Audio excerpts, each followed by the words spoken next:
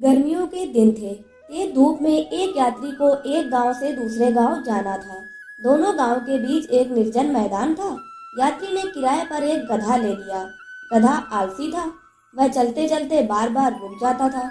इसलिए गधे का मालिक उसके पीछे पीछे चल रहा था। जब गधा रुकता तो वह उसे डंडा मारता। गधा फिर आगे चलने लगता था।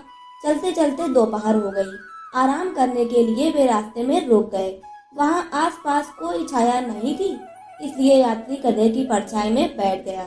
गर्मी के कारण गधे का मालिक भी बहुत थक गया था। वह भी गधे की परछाई में बैठना चाहता था। इसलिए उसने यात्री से कहा, देखो भाई, यह गधा मेरा है, इसलिए गधे की परछाई मेरी है। तुमने केवल गधे को किराए पर लिया है। उसकी परछाई से हमारा कोई सौदा नहीं हुआ है, इसलिए मुझे गधे की परछाई में बैठने दो। यात्री ने कहा, मैंने पूरे दिन के लिए गधे को किराए पर लिया है, इसलिए पूरे दिन गधे की परछाई का उपयोग करने का भी मेरा अधिकार है। तुम गधे से उसकी परछाई को अलग नहीं कर सकते।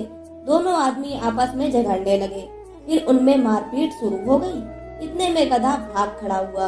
वह अपने साथ अपनी परछाई भी ले गया। कहानी से शिक्षा, छोटी छोटी बातों पर लड़ना अच्छा नहीं होता, इससे स्वयं का नुकसान हो जाता है।